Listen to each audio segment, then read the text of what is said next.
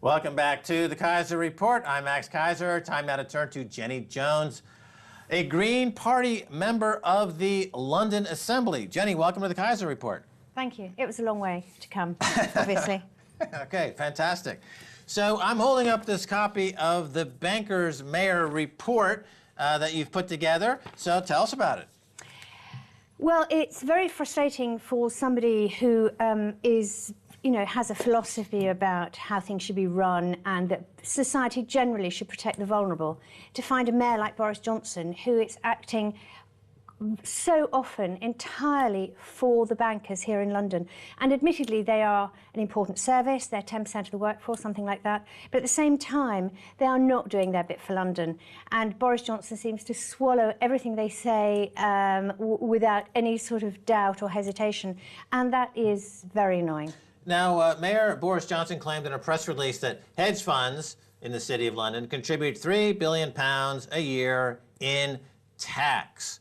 Of course, at the same time, we've learned about all these scandals in LIBOR, Forex, PPI, the gold fixing scandal, and all of these other, crime spree that's gone on. So how does he balance? So what do you think about this idea? Well, they're committing fraud daily. HSBC's laundering money for Mexican drug cartels, but we need the tax revenue. Your thoughts?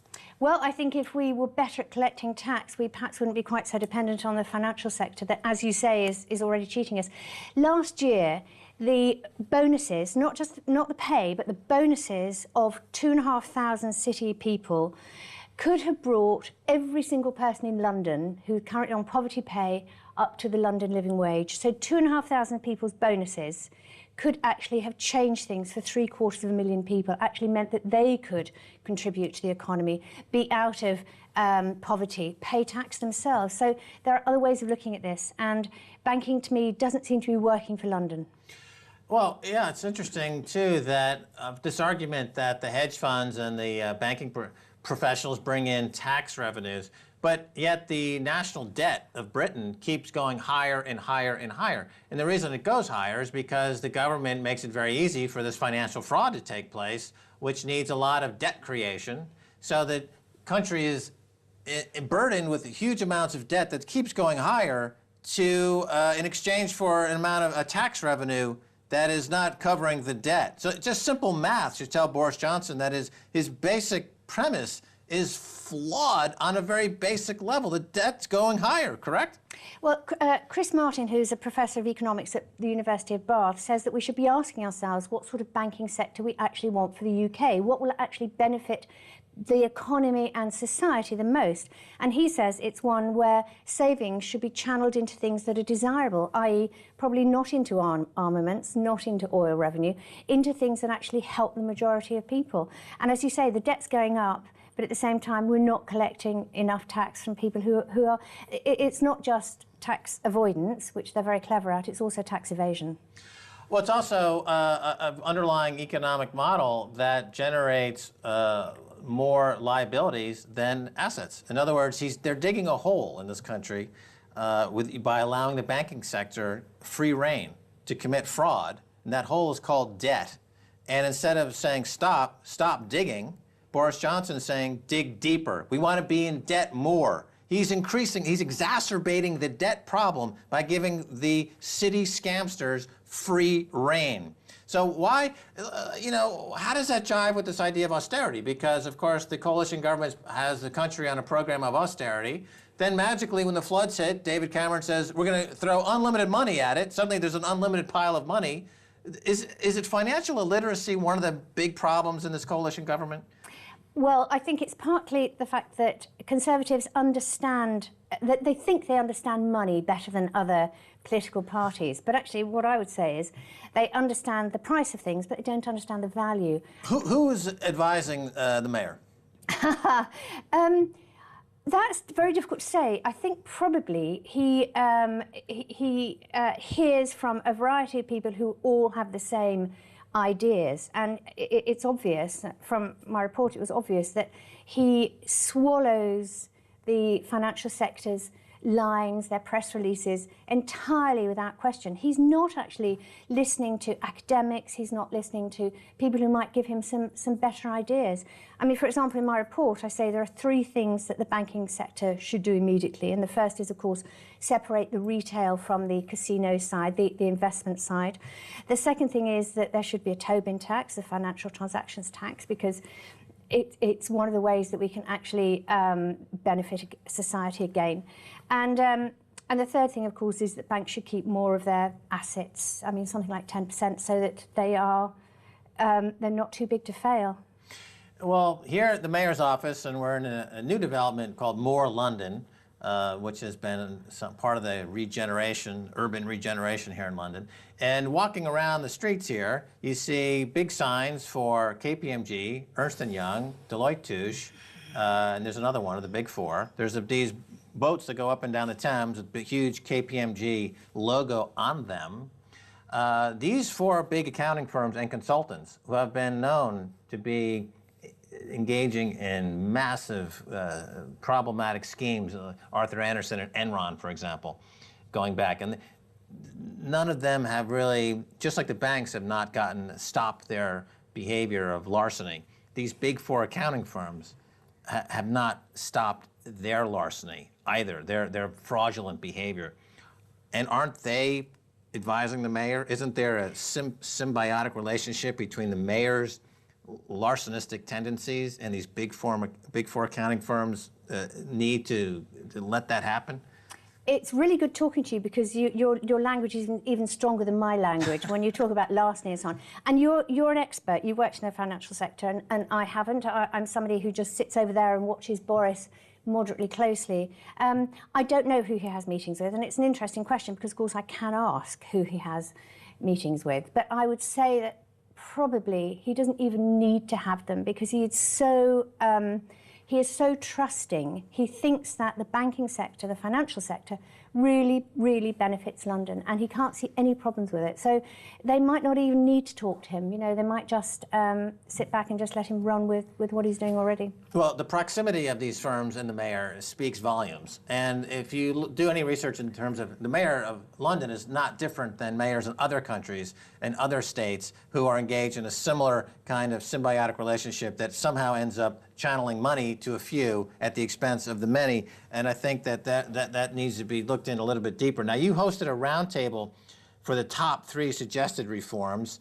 You talked about those top reforms. Are any of those 3 that you mentioned gaining any traction at all? It was a Tobin tax, the increase of reserves for banks, and the third one was separate the 2. Separate the casino bank from the savings bank. Are any of those reforms gaining any traction at all? Well, certainly not with the mayor, as far as I know. In fact, he has lobbied the European Commission on 3 occasions. The first one was on air quality, which is fair enough, but the other 2 times have both been on behalf of the financial sector, and once was against the Tobin tax. He cannot see why that's so important to Britain. So, no, I would say none of these ideas is gaining traction at all. Okay, let's broaden our discussion a little bit, because all of these problems that you mentioned are fueled by cheap money, artificially low interest rates, some would argue, the zero interest rate policies. And in this country, you've got the Monetary Policy Committee, Bank of England, Mark Carney over there at the Bank of England, and they are the vortex of this cheap money. Would it make sense for the Green Party to say, look, we want representation on the Monetary Policy Committee. We want our say, because in order to weed out the parasites, you've got to make the environment inhospitable to parasites. And that means raising interest rates. Even though the homeowners are going to balk, if you want to get rid of the parasites and the criminals in the city, you've got to raise interest rates. Where are you on this idea?